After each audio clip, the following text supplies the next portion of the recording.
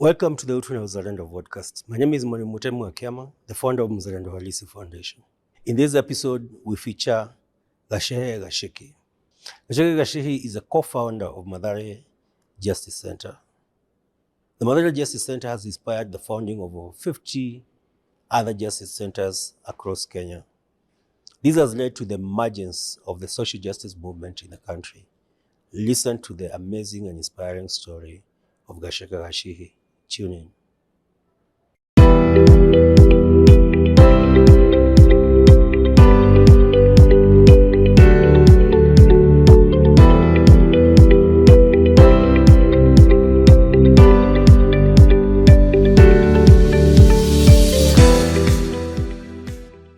Welcome, Gacheke, to the Utu Na Uzalendo Podcast. Thank you for honoring us with your presence.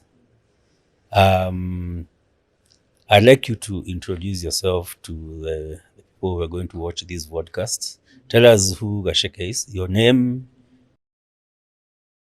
ulizaliwa wapi, ulisomea wapi. Yeah, let's begin with that. Yeah, nashukuru sana Mtemi wa Kiama. It has been long overdue to sit with you this. I really appreciate for Utu Na Uzalendo platform, because a very few platform are zikos to amplify our voice, to push the narrative, as you have said, for those people who are shaping up and struggling to make Kenya better, a space for social justice, a democratic state, a place for utu, and utu ndio binadamu. Na in memory of Michele Mugo, Utu speak very well from his philosophy. Yeah, that we have to have Utu. So my name is Gacheke, as you said, Gachihi. I was born in Rift Valley. I am a third generation Kikuyus who were taken to the Rift Valley by the British. My grandfather was a milkman for Dalamere in those early days of early 20s, 30s. And then after that, they migrated to Kericho. Kericho is where they was doing, during emergency, was around there, a place called Tendeno. And they worked there as forest dwellers. And due to emergency, they were displaced differently. Then later he was employed as a forest wale watu wa forest walikuwa wanapanda miti, Forest officers. Not a forest officer, that's a very senior post. To be a forester. I would have become a petty bourgeois. Yeah. he was someone who was doing cultivation of the seedling. So he was employed at a place called a Sowed forest. That's Londiani. That's your father or your grandfather? My grandfather. Okay. See, I told you they are that generation. That generation. So my mother was born in Kericho in early 1940s. Then after that, my person, I was born in the late 1979 in. So this grandmother is on your grandfather is on your mother's father, side. Is yeah. your mom's. Yeah, so my mother separated with my father when I was a very little boy. So I didn't grow up knowing my father. So I speak more about my grandfather. But this is a matano ama wanaitwaje wale. Matano grandfather. But he had a brother ambaye sasa bado ni my grandfather. So after my grandfather alitoka Sowed forest, sisi tukabaki huko, akaenda Molo, sasa akaseto huko. After sasa job yake ilisha. So those are 1980s. So but there was my grandfather ambaye pia ni brother yake, really inspired me because he was a member of Mau Mau. But he was not living very far from Sowed. Alikuwa anaishi place inaitwa Timboroa. Hapo chini kuna shamba ndogo inaitwa Subukia. Yeah, alikuwa anaishi huko. But me, my childhood, nimelelewa huko Sowed forest. If you read my reflection on movement building, narrate that story about how you were chased in Sowed forest 1997. What was your 1987. What was your first language? Egekoyo. Not Kalenjin. Kalenjin kana say yomune glene amocheti ego Iwendiano. So I was brought with the challenges and it was a very good life because they taught me how to milk. Do you speak the language? See, I have Just spoken bits of bits, it. yeah. I can know to borrow kusema amoche chiego, amoche rabisie, kigule nengo unaitwa nani, wendiga, so small. So it was very, very nice. How was your childhood? How did you apart before you were chased? My childhood was troublesome because I remember my mother used to take me to church and I could not understand how church is not finding question to my many questions. First, there is a question about my father. It's troubling me. There is a question about poverty because it was very hard life. Because my mother aliacha huko ana cultivate forest. Analima. Mimi nilianza kulima nikiwa mdogo sana. So tunalima, tuna cultivate shamba. Sasa tuko na shamba kadhaa tunazicultivate. So it was a difficult life. And of course that's a squatter life also because squatter life is a serikali. Yeah, zilikuwa za serikali. Na ndio tulifukuzwa huko 1987. Mkafukuzwa na nani? Na Moi akisemaga the forest itahaba guerrilla movement ya Kenya. Yeah, na sasa the DC alikuja huko alikuwa anaitwa Sirima akasema I think is a brother Musa Sirima alikuwa anaitwa kwaje brother yake huyo Timothy something Sirima akakuja akasema kuanzia hapa hawa nyumba zote zibomolewa zikabaki zile zilikuwa za government officers wa forest na alikuwa very few. Yeah, sasa ilikuwa very difficult life. Walibomoa nini zilikuwa kwa shamba. I remember that time I could not imagine we were living our shambas with food. It was horrible. So I started experiencing those injustices when I was very young. Were you conscious that there were injustices or just anger? No.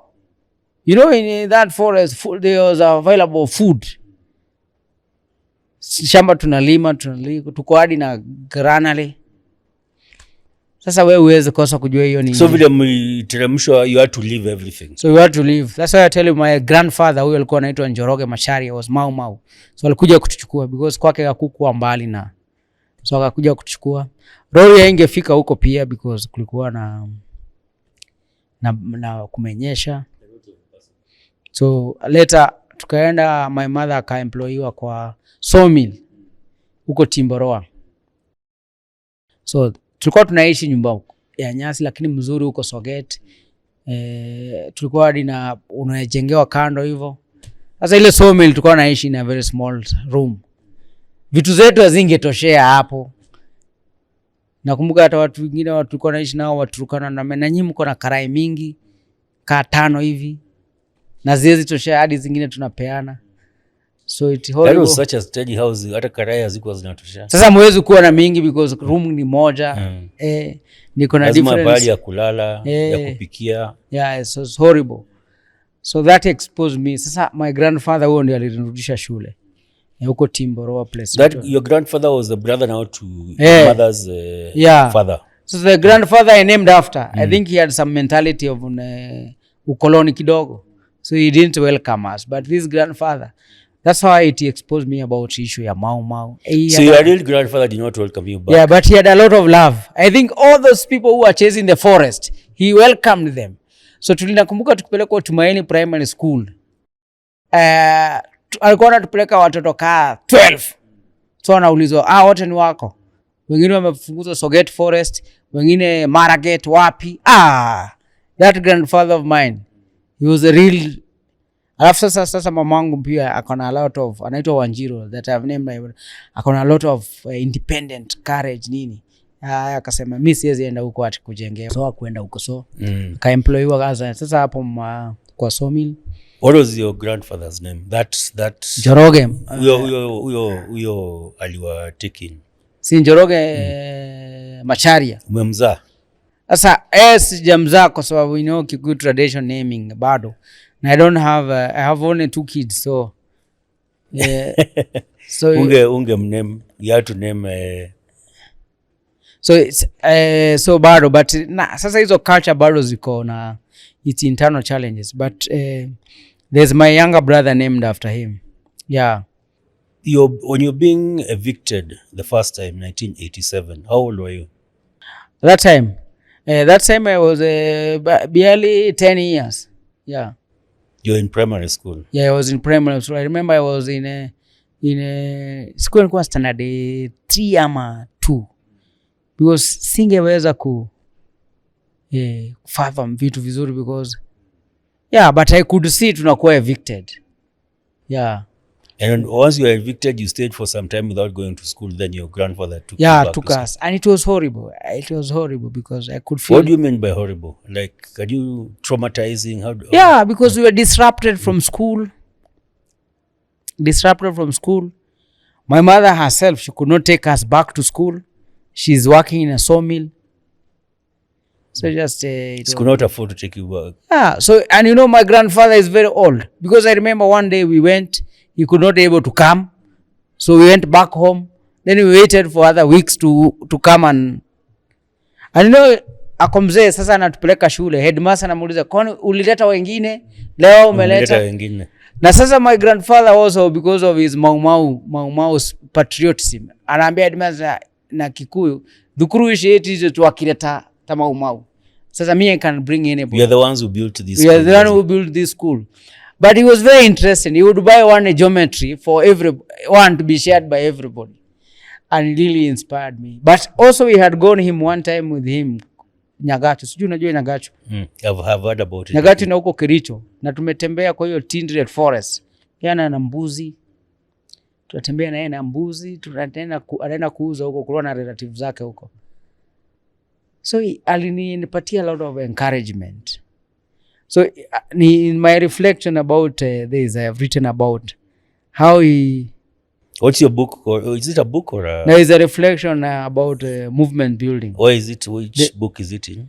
Inaitwa Rob Jono, but it's like, I'm going to develop it to a whole It's an article that is online, huh? Yeah, I'm going to develop it as a whole book now about the struggle of building a grassroots movement. Now how I emerged, the seeds of my consciousness, how I got exposed.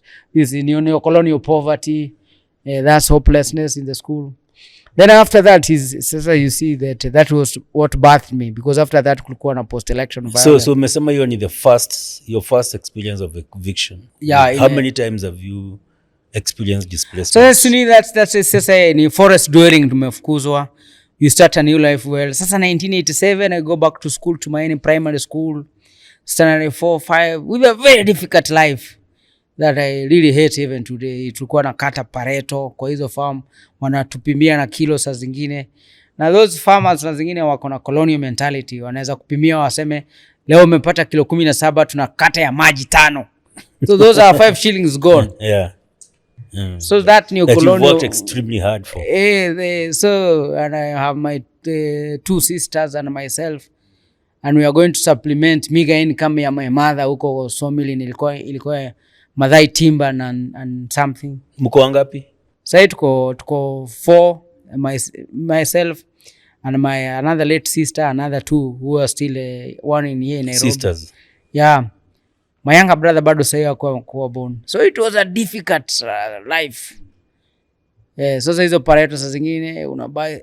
In fact, I was thinking when you think about maize meal, yani mahindi, and I remember how we would to struggle. Although sometimes tunge visit my grandfather huko Molo, my shosho ananipatia 2 debes ya mahindi, moja tunasiaga, moja tunaweka ya unga. It was a tough And basically life. what I'm hearing from you is your survival basically was as a result of the extended family, the sense of community. Yeah, sense of community walikuwa na utu, but not everybody. So there's that grandfather who let you guys down, but another grandfather took you in. Yeah, and there's relative who would not want to see you. Wasema wana shamba sijui nini. Did you realize at that time that you came from poverty, you were poor, or was it just hardship? Like they say, if you've not experienced a different life, you don't realize your situation until you... No. Forthright, my mother was very clear. that we were born in this condition and we have to struggle. I think the courage, in a lot of courage that I have, I also got it from my mother. Because she was a single mother, and unajua siku moja nilifukuzwa shule.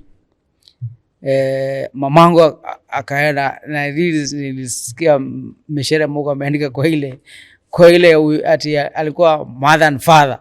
Sasa nikacheka sana. I remember how one time nimefukuzwa shule na mamangu akaniambia go and tell the headmaster mimi ndio baba na mama. So it was very difficult to go kuambia huyu and the headmaster niashindwa mama ameniambiaje, nitamwambiaje?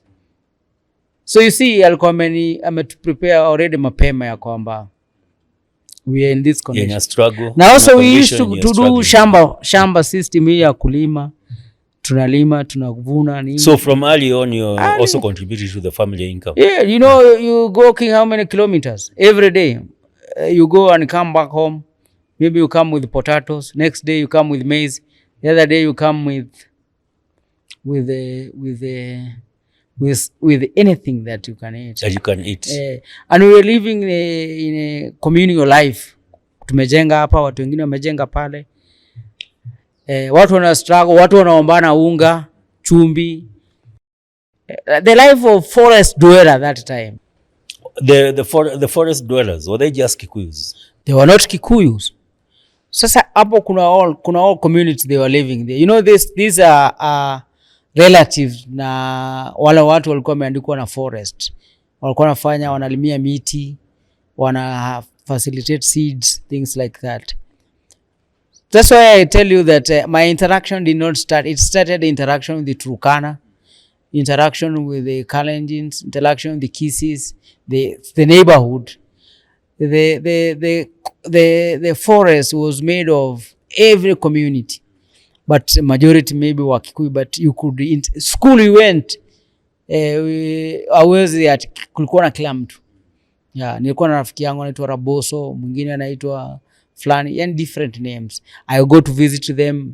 I go from my friend Turu, mwingine ana food ya wanakula different kind of food. So the Sogate forest molded me into a person I am. But also when we went to Timboroa, that place tulikuwa naishi inaitwa Timboroa, in that sawmill, the employee of the sawmill were from Turkana, from all ethnic community. So we played football together. We go to the same to tap water.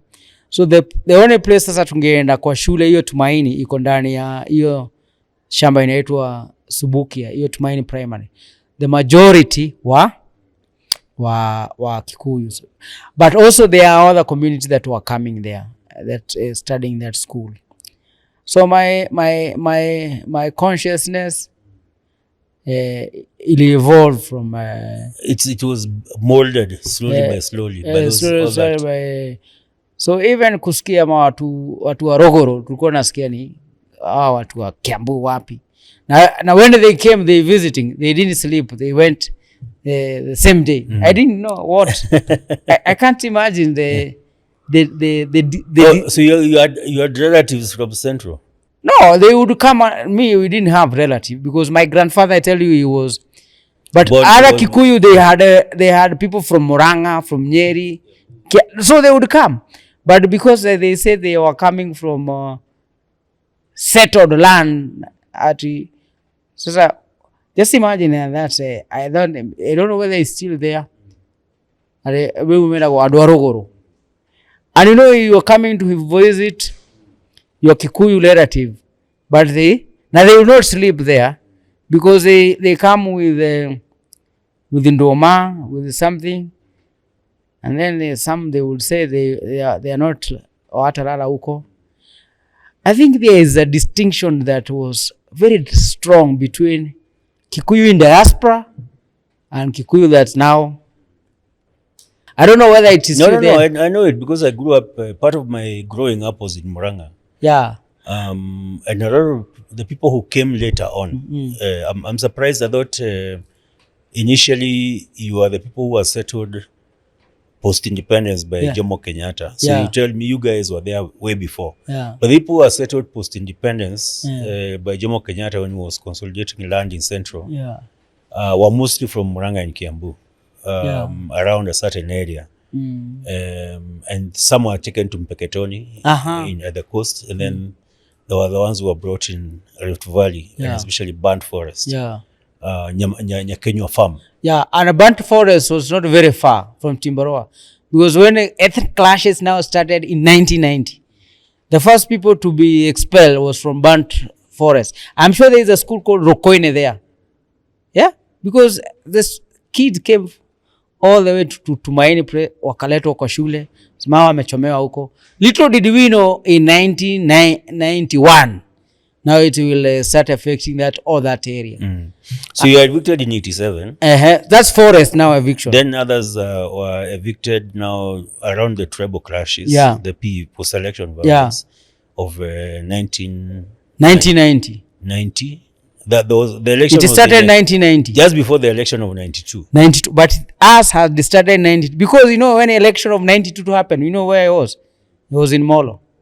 We were in our now grandmother home because we were removed in the. And I remember. So before the election, you were evicted already. Now leave that this inakuja ati ya 92, 93, 94. Sisi tuko tushatoka huko 90. Na tusha evictiwa already because hiyo shamba ni ndogo sana na ethnic profiling ilianza mapema sana. Ilianza huko Mitete huko ikakuja hivi utoka Tunduko. Walitoka na huko. Ikakuja sasa wa Matigere. I didn't know you was from. Sasa walifurugo wakakuja wakaanza kukuja huku side ya Timba. Walidhani hawata bado. Sasa watu walikuwa wanakuja na mahindi huku so that 92 ethnic multi-party politics ilikuwa na major crisis. Sasa ikatu reorganize tena. So tukaenda Molo. Sasa after election na Jenga Mungai ndio ikaanza. Sasa nikasema PV tena. Sasa nikaona which is the PV most Kenyans came to encounter. So you guys had suffered way before 90, the rest of us. Sasa nika realize kulingana na vile tumehama siwezi ena kutafuta. Sasa ndio nilikuja Nairobi. That time after 92. Yeah. How old were you then? I was 13. Yeah. Ulikuja Nairobi peke yako? Ulikuwa na relatives ama ulikuwa? Watu siku walikuwa wanaenda. Ungeulizwa. Hadi mimi sikuulizwa naenda wapi. How did you come? Si watu wanapanda lori na basi. Wanahepa huko. So hata uulizwe wewe mtoto wa nani. Bora so ndio nikakam street za Nairobi. Yeah.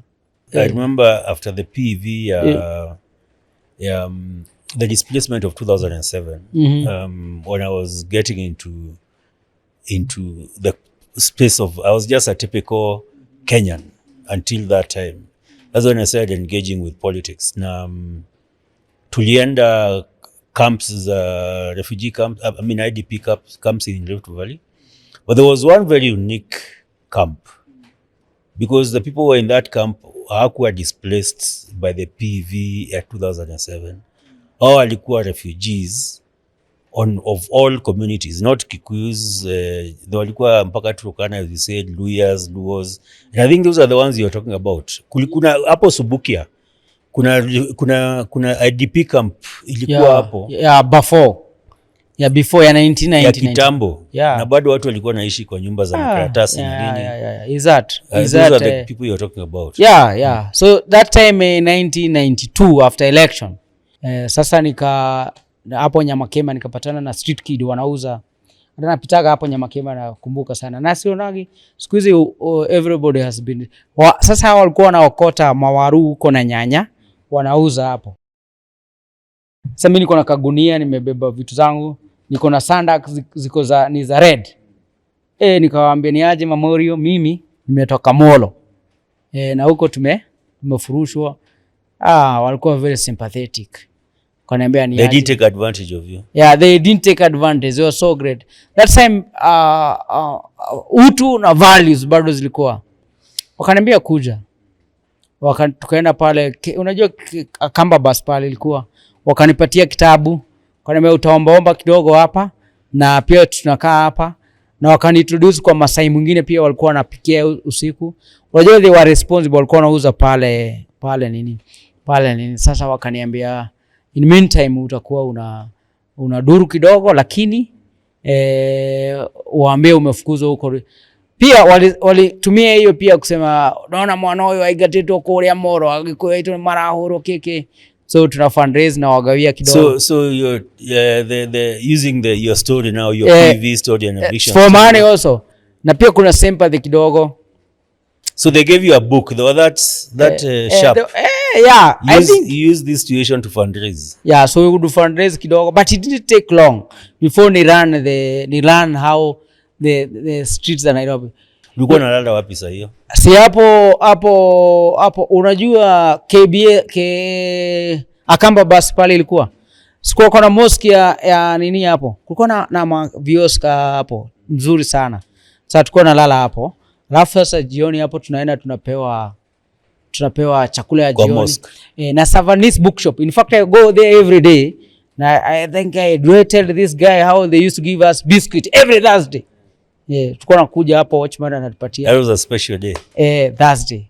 I think now Utu imechange as well. Tupatia biscuit. So you are surviving in the streets but you still didn't really lack. You didn't lack. Yeah. People were giving us biscuit. That's hapo Savanis bookshop. That mosque ya Wahindi ilikuwa ina. So watu pia walikuwa wananiambia ukitaka kwenda kwa Father Grow unaweza chukuliwa kwa Father Grow, unaweza sijui wapi. Who was Father Grow now? Father Grow is one of the oldest street person. Alianzisha Undugu Society. Na yeye ni the first street organization in Kenya. Now that time it was very popular. Alikuwa anachukua makids kutoka kwa street. Na kama hujavuta gum na bado uko nini, so you are easily got support. But unajua bado nilikuwa najua kusoma. Reading is very important. Sasa nilikuwa ninama pale kwa gazeti. Lakini kuna wamama fulani waliniona. Nani walikuwa wanatoka Nyayo House. Na wakaniambia unaweza kama Nyayo House hapo. Kumbe walikuwa wanatumia hiyo tactic ku arrest kids kwa streets. Just the time there was a clean up. Wanakupeleka juvenile court. Which year is this? This is 93. 93 early. Yeah. 93. Early. Napelekwa juvenile court. Na nikapelekwa juvenile court. Unajua wananistack na nini? Na vagrancy. Kabete. Colonial law. You need to ask, reform school. Kabete children's home. Siniko child. Sasa Kabete. You need to ask Boniface about the experience of Kabete children's home. Hata alikuwa huko. Yeah, I read story yake alikuwa huko some time. You are both alumni of. Ebu ask him about. But there was also a reform school in Kabete. Yeah, that was sasa hiyo ni ya watu criminal. Wale sugu. Yeah, sorry, not sugu. Ni delinquent. Sisi ni watoi, tunapeleka kwa Kabete children home. Tunapewa kwa uji. Alafu unafika siku yako kupenda kotini. So now the story of how I escaped from that problem. So these ladies trick you. Yeah. Unaenda Nyayo House, unafikia unasaidia, kumbe nikashikwa na polisi. So nikapelekwa juvenile. Nikapelekwa Kabete. Yeah. Sasa wale lady hati siwaoni. Nikaambiwa nilikuwa nafanya vagrancy. So you were taken to court and you're sentenced and ukapelekwa shule ya Nzovu. Sasa sentencing, unaambiwa kitu inaitwa utasafirishwa kwenu. Ulikuwa umemwambia umetoka Molo. Sasa umeshikwa kwa nikia, umeshikwa ukizurura town, so unapelekwa juvenile, magistrate anasema you will be taken back home. But you know home ni wapi? Ni Molo. Ni Molo. Sasa hiyo Molo kuna kaaje? Kumewaka.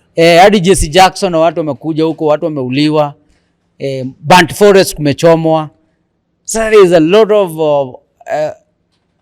post election violence huko. Sasa nikarudishwa, sasa nikasomewa, nikaandikiwa report, nikaambiwa kapelekwa shule. Nasafirishwa. Sasa tukiwa huko juvenile, tusikona nasikia Land Rover. Kabete was a holding place. Ya kupelekwa ya kids. Sasa walikuwa wanasema Land Rover kana kam. Leo ni akina nani? Watu wa kwanza ni wa area ya karibu, Limuru, Kiambu, wapi. So I was feeling very bad juu mimi ndarudishwa huko. Although I'm feeling will I be taken back there. Does that mean all those kids had homes they had run away from? I think the government policy ilikuwa ukishikwa town unapelekwa kwa hiyo village yangu, unasema nani anajua huyu, nani anajua huyu. I think hizo sasa nasomaka vitabu za Maumau, nikaona ni vile tu madetainee walikuwa wanarudishwa kwa because the homes are no longer there, people are in villages. Sasa ku return kids kwa home kwao, uko unapelekwa, unaonyeshana, unarudishwa kwenyu. So for me, kumbe ni walitupeleka children, lakini huko sasa kuna uji. So do you know how I survived the return, being returned home? Nilishikwa na chicken pox, zimenikula. So you know what happened? Niko huko ndani. Jina yangu ni nani in second name? Nani? Gachīhi. Sasa you see kids wanashindwa kutamka hiyo jina. Wanasema kuna ule Gacheke ule ako ule ndani. Sasa unajua madam akiandika ile, akaandika Gacheke Gachihi. Sasa nikatolewa nikienda kotini. Sasa hata wao kusoma zile nini. Sasa nikikuwa kotini wananiita hiyo jina. Na hashon Gacheke. Sasa wananiita hivyo. So mimi nikaenda kotini. Magistrate wakaona vile niko na chicken pox, wakasema huyu anahitaji care, na also he cannot be taken back to mall because kuna vita. Sasa during that time kuna mushrooming ya children's homes zimeformiwa na wamelearn kutoka Father Grow. So wakakuja siku ya kwanza wakasikiza story yangu. Sasa walikuwa wanatuma vile unatuma maintern waende kwa makoti. Sasa walikuwa wanatuma ma priest na ma brothers wa Catholic. Sasa walikuwa wanaanzisha kitu inaitwa watoto wa Loanga project, street kid project. Lakini wametoka pale kwa Father Grow Isli, wamekomboa nyumba pale Kariobangi. So wakasikiza story yangu ya kwanza. Na the same thing 14 days mtu alikuwa anapewa. 14 wakasema huyu ako na chicken pox, anaweza kuwa akarudi. Kumbe walikuwa wamekuja wakasikiza. So nikiletwa hii 14 nyingine, nikaona mtu amesimama akasema aitwa Michael Maora, and that guy died for sure. Na we would taka kuchukua huyu mtoto tuende na yeye for time being na kwa hiyo center. That's how I was saved. So that's how you escaped Kabete. Yeah. I thought you're going to tell us a story of how you cut the fence. I was very young. Tunnel now as child, how would I think about that? Ugo umesoma hizi vitabu za nini? Za prison escape. Now hadi sijamaliza standard 8. But you knew how to read and write. I'm in standard 6 there. But you knew how to read and write. Kidogo. Ningesoma kibao hii inasema Nairobi. Hii ni ya Moranga. Was it a savior that Michael? It was not savior. Alikuwa ametumwa na Michael Mungai? Michael Maora. Alikuwa brother wa Marianist. Sasa yeye alikuwa anatumwa, anachukua kids kutoka kwa juvenile court, anawaleta drop-in center ambayo ilikuwa Kariobangi. Ilikuwa inaitwa watoto wa Loanga drop-in center. Ilikuwa inachukua watoto wale wako willing to go back to school na wanaweza kuwa kwa hiyo drop-in center for some time. Alafu wakikaa hapo drop-in center, wakireform informal school, wanaweza pelekwa shule. So akanipeleka huko. Kulikuwa na shule, kulikuwa na maclasses kaa 5 hivi kwa hiyo drop-in center. Ukitaka unaweza ingia ina yote unasoma, lakini kulikuwa na room moja ya watu 7 ilikuwa inaitwa borders. Ilikuwa watu wanakaa huko, lakini hao wengine watoto wote wanaweza kuja alafu warudi wakia Michael wote wengi wali join crime wakauliwa, wengine wakakufa na a lot of crisis. So tukiwa hapo tulikuwa watu 7. Kulikuwa kanaitwa kachuo. So wako kachuo lunch kulikuwa na getheri ya bob. Lakini wale wanalala watu wa 7. Hawalipi. Sasa tulikuwa wako kachuo. Kuna documentary nyingine ya watoto wa Loanga. Unaweza uitafute, ilitengenezwa na It's on YouTube. It's not in YouTube. Maybe I'll check it. Because it was a long time ago. Ilitengenezwa na Ukweli Video. In 1998, 97, 94. Nadhani walikuwa wana market their story. So walikava hako kachuo.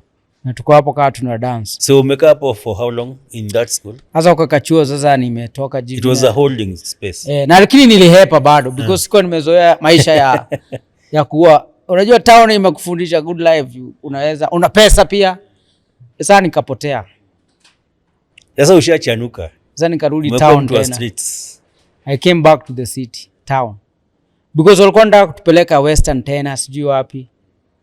Mimi nikapotea. Nikashikwa tena. Same way or differently now? Na sasa nilishikwa. I think sijui niligongwa na gari ama ni nini. Something happened. Juu mimi nilijiona Kenyatta Hospital. So nilikuwa nasikia manasi wakisema he's still on depression. Na manasi wengine wananikata makucha. Sasa in that moment wanauliza na wewe unatoka wapi? Sasa sikuambia story ya Molo. Niliwaambia story ya watoto wa Lwanga. Sasa kumbe hao masista wengine ni wakisi wanajua brother wakasema ni wale watoto wa Mogi wale wa street, wakampigia wakakuja wakanichukua tena. Wakurudisha kwa holding center. Sasa wakaniambia usikipotea tena. So ni sasa story sasa intake sasa ya pili ikafanywa. I remember that story. Mtu anaweza toka mbali. Sasa umekaa sasa hiyo. Sasa nimerudi ni intake ya pili. Sasa nikaona yenyewe sitaki kuhepa tena. So nikavumilia sasa nikaingia car wash. So ni car wash wapi? Sasa hapo nje kulikuwa na car wash. Kulikuwa na Masai kutoka Tanzania. Tuko na nimemwandika the same place wamenirudisha tena. Na nikaambia nisipotee tena, wakapenda korogosho. Nikaambiwa manguo zingine mpya, nikakaa smart tena. I think what sustained me there. That time you are around 15 now, 14, 15. Sasa nikaanza 1994. Sasa hapo niko car wash hapo. Ndio ikania sustain kwa ile drop in. Na sasa hapo ndipo naanza kuinteract. You're the one who started a car wash or you started? No, car wash niliandikwa kuosha, kufagia, kuosha. Kupanguza magari. Sasa hapo changed my life. And then kaka almost half a year. How did that change your life? Because now nikaanza kujisustain kwa hiyo drop in center. Walikuwa napika kiugali kikubwa kina mboga na tunanunua samaki zile mgongo wazi. Nini? Life becoming inaweza jisustain. Ukaanza kuishi maisha ya dignity. Sasa ndio nikarudi. Wakanirudisha shule inaitwa aje hiyo shule? Mathare Bridge Primary School. Ilikuwa dropping center. Ukimalizana na hiyo dropping ukikuwa mzuri unapelekwa shule. Nasa hii ni kama a small reform space. Ndio tulikuwa naita kachuo. Ya kukustraighten. Yes. Kachuo. Nafaa nikupeleke hapo. Don't be surprised. What it transformed. It's still there even now? No, it's not there. Ilikuwa plot imekombolewa. Si shule wakakuwa wakubwa, wakakuwa the whole Nairobi hao ndio wanafanya mambo ya street kids. So Valley Bridge iko wapi? Ulipelekwa wapi Valley Bridge? Kiamaiko. Ukarudi class 1994. Ukarudi class 6. Class 6. That time you were a teenager already. That time niko 15. Sasa nasoma. That's where akutana na kina Mombi standard 7, standard 8. Tukamaliza 94, 95 sasa 95 ndio nadhani ni 95 nikaingia high school 95. Ulienda wapi high school? Sasa sawa mabrother walikuwa na shule huko Kakamega. Sasa wakatupeleka huko St. Charles Lwanga Secondary School ambao run by these brothers. Na hapo ndipo tunakutana na many. Sasa that also shaped my life. Sasa tuko Kakamega huko lakini bado tunaishi huko Nairobi. Sasa naenda reggae music ya King Lion Sounds. Reggae music ina transform, car wash ina transform. Ina consolidate ile consciousness ulikuwa umeanza. So mimi nikakuwa ni mtu wa watu sasa, ni mtu wa community St. Charles Lwanga. Tunarudi huku bado tunaishi kwa ile nyumba, tunakombolewa nyumba moja watu 7. Watu hata 14, watu 7, tulikuwa na alika watu wanakaa. Who are the other 6? The other 6 they are still there. Some became teachers. Wengine wakajoin crime kama unajua Kanari. Ule anajua Kanari. Sijui Kanari. Wakajoin akakuwa gangster mnoma sana. Alikuwa anakuja usiku ametoka kuibia watu wamekatwa. Wow. But one important thing I'll never forget and I tell you. Tulikuwa tunajiita mimi sijui walitoa hiyo jina 21 Jump Street. So tumekombolewa nyumba tuna room. I think I know 21 Jump Street was a show ilikuwa inaonyeshwa on KTN. That was a school setting. Mimi sijui walikuwa wanajiita hivyo. Crime sana. Walikuwa wanajiita hivyo. Lakini sasa hiyo room ni room moja lakini iko na vitanda 2 zile double decker na ingine moja watu wanalala hapo. Lakini watu wengine wangekaa mtu na waalika tu. So landlord akasema ningeomba leo msiongezeke. Lakini tuwaambia hapana. Nyumba shalipa. But sasa hapo na bado naenda car wash. It was a very powerful story in transform kwa sababu mtu angepiga bibi yake hapo, tuambie usimpigie, uende umpigie pale nje. Na sasa what inspired me ni kijana wa hiyo family anakuja anatupenda, anaona vile tuna stop domestic violence. Then ili car wash pia kulikuwa na a lot of human rights violation. Nashikwa usiku, nashindwa polisi wananishika na mimi najilipia chakula na nini, au watoto walonga they are not supporting everything. That's how I started interacting na leaflet za Kenya Human Rights Commission RPP. So when I'm finishing school in 1998 na tafutana na watu because pia ile car wash akaanza kunitrust, yuko nakuja na mastika na nini. So 1999 that's after another post-election violence of 1997 of course. Hiyo sasa which did not touch you. Mimi si mtu wa Nairobi. Hata sasa hiyo nasikia tu watu wakisema wamepigwa. Na wale watu walipigwa 97 si watu wa Molo wapi, sana ni Laikipia wapi. That didn't affect me for sure. Na hata hiyo ya 97 siongeagi sana kwa sababu it didn't affect me. It will affect maybe my relative wengine. But my high school, my story na inarate vizuri kuanzia 98. Sasa nimeanza kuinteract na RPP. Nakumbuka hata nilienda the final inquest ya Karemi Nduthi iliyofanyika Makadara. When key witness alikuwa anapeana ni Jeru Kathango. Na nilishangaa sana, wanatupatia 200 na mimi niko na pesa yangu ya car wash. Unakuwa ni hawa wajui. Yani nikaanza kushindwa. Hadi wanatupea 200. Na hujafanyia kazi. Na sijafanyia kazi. And that time 200 was a lot of money. A lot of money. So the person who changed me completely ni Tirop Kitula, alinipea kitabu ya Maina wa Kenyati. Lakini sasa zimewekwa pale RPP, inaitwaje ile close inaitwa Cabral Street hapo. Walikuwa na ofisi hapo. Mahoka walikuwa nachiwa na mingo. RPP is release political prisoners. Is release political prisoner. Ilikuwa town, Cabral Street. So 99 is a Cabral Street in Nairobi. In the city. And if Utu wafaa waenda hapo wachukue video. Amika Cabral akona street named after him. In the city of Nairobi. I don't know it. You don't know it? No. That's a crime. Iko wapi? Iko unaona hii barabara inashikanisha Moi Avenue na Tomboya Street.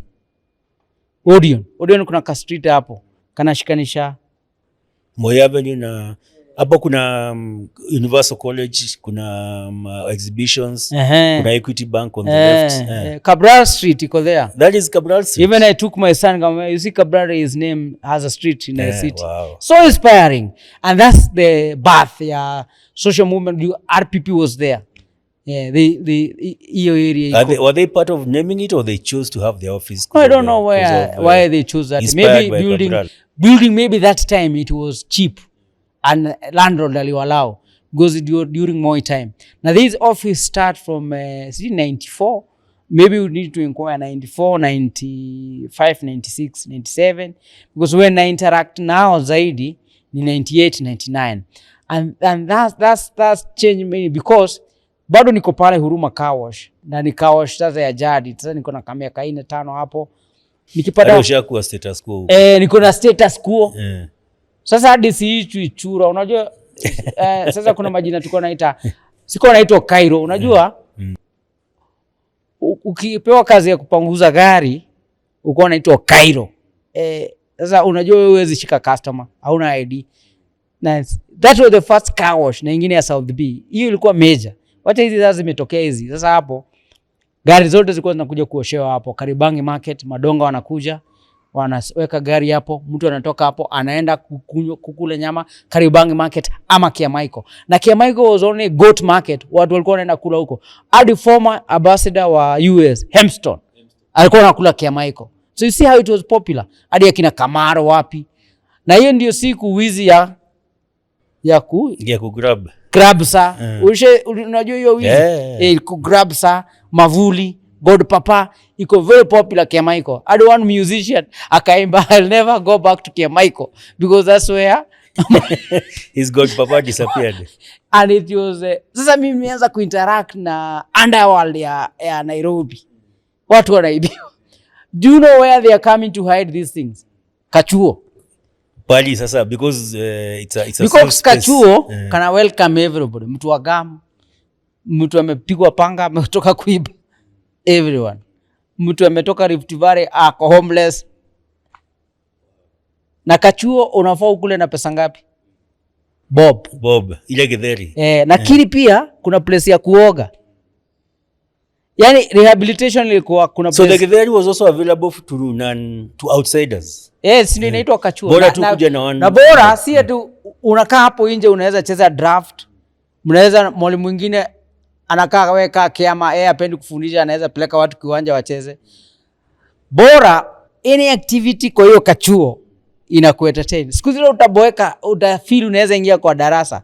Kulikuwa na moja ya Mathare zilikuwa zimenimiwa. Haiko cha lazima. Unaweza ingia. Kwa hivyo ilikuwa na tafuta mtu ako na initiative, personal initiative. In terms of it being a holding center that then will transport you to somewhere else. Once you show personal initiative. Na pia ilikuwa bado kama unaweza chora. Nakumbuka mimi nilijaribiwa vitu nyingi. Nilijaribiwa kuchora. Nikaenda huko nikamwaga rangi yote. Sasa hiyo walikuwa wananiangalia vibaya. Naambia toka hapa. Unajua ni expensive sana hiyo rangi. Sasa umemwaga rangi yote. Wewe hata huwezi kuwa mtu wa kuchora. I remember, I never forget because mwalimu was so bitter with me. Kaniambia wewe usikuje class yetu ya kujifunza kuchora. Naenda football ni mko too slim and tiny. Of course that time you must have been a very tiny. Hadi nilikuwa naitwa light. Ukienda Kawash hata watasema Gacheke, wasema hey light ni aje, tunakuonaga tu kwa TV. Sasa sasa it is ati pale kwa hata sasa jina light nilipewa pale. Pia walikuwa wanasema hata ukitaka boxing kuna social lingine hapo ilikuwa Kariobangi ya boxing. Wanakuambia ujifundishe. Na wewe ulianza boka? Nikaenda huko wananiambia wewe ni labda ni lightweight. So in fact the name light ilitokana mimi weight yangu ni lightweight. So I left nikashindwa hiyo. Sasa mimi So you actually boxed a bit? No, I was not boxed. Sasa hata si box. Ni ile una train. Ulifanya tizi kidogo. But hata hujakula sasa uko tu na njaa. Hata ukifanya tizi kidogo unachoka, unakaa chini. Mimi nikaendelea na ile ya ku go back to kwa class.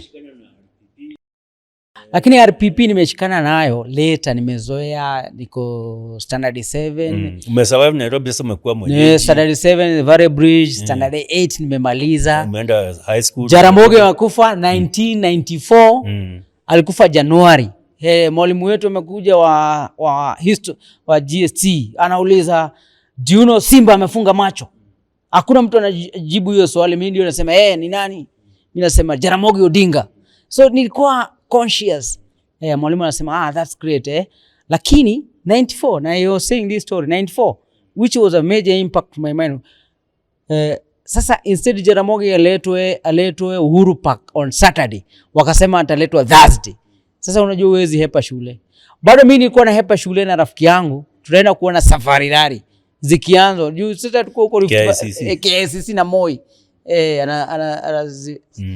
Tunaambia watu sisi tuliona safari rally. But sina ile pesa ya car wash na niko na tactic na street life. So hata shule na survive tu, naweza nunua maembe nini. So but interaction sana kubwa ya RPP imeanza 98-99. Because hiyo ndio namaliza form 4, nimejua mambo za human rights, naletaka maposta car wash. But other years from 94, 93, 95, 96, those were my formative stages ya kujua the city and the struggle. At the time you became a petty bourgeois. No, that's petty bourgeois. That's now lumpen proletariat in the language of class. Lumpen proletariat. You are struggling from hands and mouth, but easily unaweza kuwa swingi, mwende pale mnapita hivi, mnapita na maembe ya mtu. Yeah, that's kind of a thing. Yeah, survive. Yeah, survival, struggle and survival. So, but sasa the major interaction with me, with now interaction with the human rights organization, ni RP. Tuambie story yako na Kituru sasa. Na Kituru, because you're saying Kituru was the most influential person to you. He gave me a book, Prison Notebook. And that by Maina Kenyati. Yeah. Prison Notebook. It was in a RPP hapo Kabrar Street. Nikamwambia naweza omba hiyo kitabu. Reluctantly, lakini he gave me a book. And I'll never forget because it changed me. It transformed me. Because nakumbuka hata interview yangu ya kwa nikienda jela niliposhikwa juu ya protest 201. Nilishikwa pale Parliament Road na jeshi ya Mungiki, tuna protest about killing. Tumebeba coffin. Nilipopelekwa Makadara na nikapelekwa prison. Prison was very horrible that time because you were jailed or remanded. It was very horrible. Which prison? Industry area. Inda. Because during my time in 1999 it was horrible. So I could reflect about the minor and na hii ninipatia a lot of courage. You had already read the book by then? Yes, not yote yani, and because sometimes sikuwa bado nimeanza kusoma vizuri. Although nikiwa high school nilikuwa nimesoma vitabu za Ngugi, The River Between, nilikuwa nimesoma zile mavitabu zetu za fasihi hizo. So zilikuwa zimepatia some of consciousness za yani tulikuwa tunasoma ile kitabu ya Russia ilikuwa inaitwa Government Inspector. Yeah, tulikuwa na pia there was a time tukiwa Kakamega Clarion ilipita na akina Wakanyote. Sijui kama unajua mtu alikuwa anaitwa Wakanyote, wakidistribute vitabu za Clarion, zilikuwa Mr. Government, but they were not very written. Hata naziangaliaga nikaona they were not. So nilipoanza activism, so nikashikwa 201 tukifanya protest. Ulianza activism aje? How did you find yourself in a protest? In the Huruma Kawash birthed me as an activist. Do you know what happened? I think KHRC imeanzishwa 1994 na part of RPP project ya human rights. So walikuwa na distribute maposter za kusema stop police brutality. So mimi nilicollect nyingi nikaenda nazo Kawash. Na pia vile Kawash sasa nishajulikana. Sikwambia Kawash wengine walikuwa wanaitwa, sasa mimi sasa naweza shika customer na nimuoshe gari hadi wale wa kitambo ndio wananijua. Sasa I'm no longer Cairo. Unajua Cairo? Cairo ni mtu wa kupanguza. Kuja upanguze unalipo 10 bob. When you read my reflection nimeandika hivyo. Sasa tulikuwa tunashikwa kila mara na city council na polisi. First wanasema illegal connection ya water. Pili wanasema wewe bado hauna ID usioshe gari. Ni child labor. Wala wasemi child labor, wanafanya extortion tu. Sasa nienda hizo poster nikaziweka hapo Huruma Kawash. Do you know who was the OCS of Muthaiga police station? Alikuwa anaitwa Musa Yego. Alikuwa anakuja na pick up yake hapo na tunamuoshea. So alikuja sasa zingine anaoshwa tu na analipa. At least OCS was anakuja akasimama akaangalia nyuma hivi akaona poster imeandikwa stop police brutality. Do you know he summoned the whole Kawash na called the leader wa Kawash akuja waambia kwa nini hawakuniita. Kwa nini? They were already convicted. No, I was young. So they didn't call me. Wakuita laiti. Wakuita wengine wakuacha. Wakuita laiti. Because I'm young na bado sina ID na nini, wakaita wengine wasema nani leta hii poster hapa, hawakunisema. Lakini akawaambia kama polisi wangu wanawasumbua nini na nini, mimi niko willing kukopare. Sana bigi ameita meeting kaa hiyo na pia ameita chairman wa Kawash akujage wana cooperate wa fight crime na bado waache polisi waache extortion hapo. That police also changed my view about. So you're seeing now the effect of action. This poster, and especially human rights became a powerful language for me. Anini poster tu nimeleta na hii kanipatia sifa kubwa pale Kawash. Nasema wewe laiti unajua Big alikuwa hapa amesema hataki polisi wake watusumbue nini, enda ulete zingine. Sasa I can deep in kwa RPP. Now you have a different purpose. Sasa watu walikuwa wanashikwa na kanjo na wapeleka wapi? RPP. Na from there Tirop na mimi tukakuwa a great friend. I didn't know Tirop Kituru was at RPP. He was a coordinator of RPP after the death of Karemi Nuru. And Tirop transformed. Sa Tirop alikuwa anaelewa ama activist wa kawaida. Na is through RPP linked up with NCC. In fact, Willy Mtunga anakutana na yeye 1999 kana kuja kudrop Tirop hapo Kabra Street.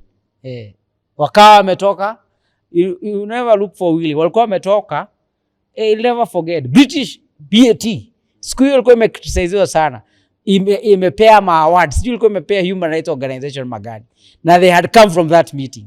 Because it was in the newspaper. BAT give Human Rights Awards. Human Rights something. I wish Willy alirot sana. Na ametoka hiyo vita sama. Wametoka hiyo function. Sasa akona kagari kared. Na kameweka mastika nyingi huko nyuma. Sijui Willy ajai kuambia hivyo. Alikuwa na kagari kared kadogo. Alikuwa na stika zote za hii dunia. KAD. Ka Toyota. AD za zamani before we had another. Yeah, he was a petty bourgeois, a good lawyer, accomplished na very powerful na I liked his, na alikuwa anavaa jeans na siku hiyo kukuwa na simu, kukuwa na pager. So you had a pager? Yeah, na sasa na drop Tirop. Na Tirop I know him. So that was the first encounter with Willy Mtunga. I think this was the second. Bado nikutana na yeye. Nyerere died in 1999. Kwa forum ya Nyerere pia nikutana na yeye hapo. Na nikamuuliza kama yeye ndiye Willy Mtunga anaandika kwa gazeti wakiwa na Mugambi Kiai. And that's another whole story. How I found myself at Kenya Human Rights Commission walking from Mathare Road to there.